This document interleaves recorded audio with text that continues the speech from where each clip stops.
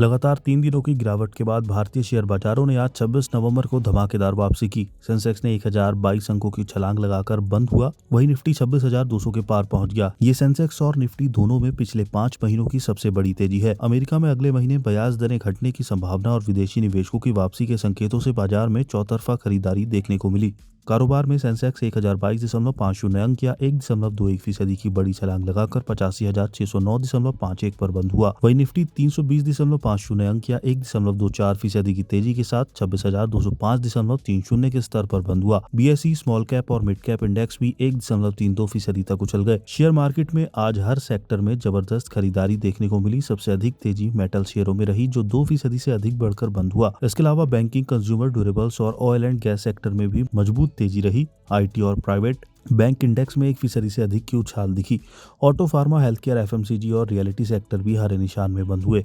BSE में listed कंपनियों का कुल मार्केट कैपिटलाइजेशन आज बढ़कर 474.87 लाख करोड़ रुपए पर पहुंच गया, जो इसके पिछले कारोबारी दिन 469.41 लाख करोड़ रुपए रहा था। इस तरह बीएसई में लिस्टेड कंपनियों का मार्केट कैप आज करीब 5.46 लाख करोड़ रुपए बढ़ा है, या दूसरे शब्दों में कहें तो निवेशकों की संपत्ति में करीब 5.46 लाख करोड़ रुपए का इजाफा हुआ है। शेयर बाजार में चौतरफा तेजी के बीच सेंसेक्स के 30 में से 28 शेयर हरे निशान में यानी बढ़त के साथ बंद हुए। इसमें बजाज फिनसर्व के शेयरों में 2.51% की सबसे अधिक तेजी रही। इसके बाद बजाज फाइनेंस, रिलायंस इंडस्ट्रीज, सन फार्मा और टाटा मोटर्स पैसेंजर व्हीकल के शेयर 1.89% से लेकर 2.36% की बढ़त के साथ बंद हुए। वहीं सेंसेक्स के सिर्फ 2 शेयरों में आज गिरावट देखने को मिली। भारतीय एयरटेल का शेयर 1.57% गिरकर बंद हुआ, वहीं एशियन पेंट्स के शेयरों में 0.22% की गिरावट देखने को मिली। कैसी रह सकती है बाजार की चाल? डेली ब्रोकिंग के अजीत मिश्रा का कहना है कि टेक्निकल नजरिए से देखें तो निफ्टी पिछले 3 दिनों की गिरावट से पूरी तरह उबर चुका है और फिर से अपने रिकॉर्ड हाई के करीब पहुंच रहा है। 20 DEMA से वापसी मौजूदा अप ट्रेंड को और मजबूत कर रही है।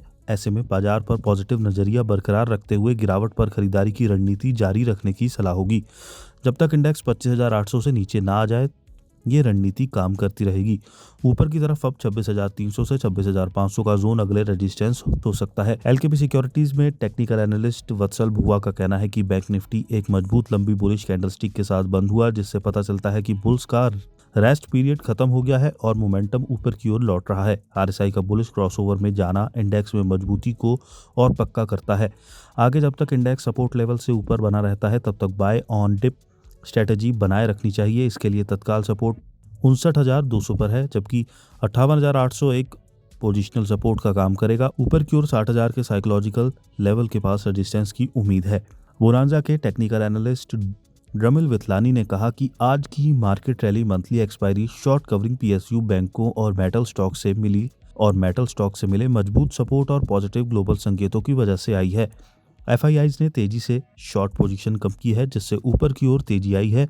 निफ्टी और बैंक निफ्टी दोनों के टेक्निकल स्ट्रक्चर बढ़ते ईएमएस के साथ हायर हाई और हायर लो दिखाते हैं, जो गिरावट पर लगातार हो रही खरीदारी का संकेत है। 25,850 से 25,900 के आसपास ऑप्शन चेन सपोर्ट ने भी निफ्टी के लिए एक मजबूत फ्लोर दिया है।